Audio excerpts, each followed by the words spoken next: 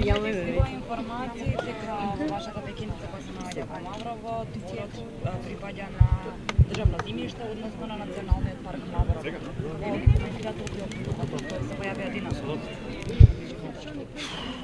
Несрекниот Љупчо Златев и несрекната Ирена Попова ќе бидат уште помалку срекни од кога ќе ги добијат тужбите за тврдењата дека јас како човек, како градоначалник имам сторено кривично дело. Објектот е толку многу јавен, толку многу прегледен што едноставно може да се видат сите работи. Градежните работи кои што се одвиваат на мојата куќа во Маврово се одвиваат исклучиво на парцелата. Таму нема затворено земјиште за да може да зборувате за узурпација од една страна, од друга страна воколку се правно неписмени ги повикувам да се обратат до мојата адвокатска фирма да им објаснат како се читаат имотните книги.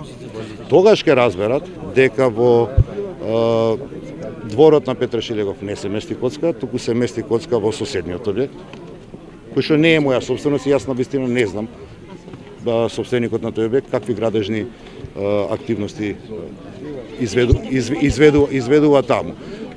Можете да појдете на лице место, отворено е, значи узурпирано е кога е нешто оградено, влезете, снимете го објектот, снимете неговата околина. Толку многу е едноставно што не знам како да ги демонтирам глупостите што се зборуваат, пишуваат, изнесуваат на пресконференција на нешто што би требало да представува сериозна политичка партија како што е ДПМН-ето.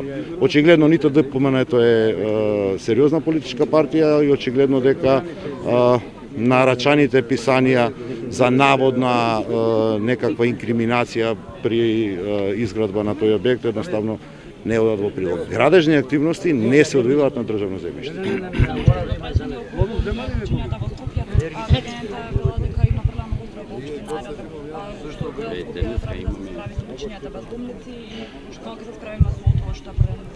Ќе присуствувате следната недела на ребаланс на буџетот на градот Скопје, каде што издвојуваме средства за опремување на стационарот во Вардариште, така што ќе започнеме конечно со неговата реконструкција, бидејќи постапката за легализација на стационарот заврши.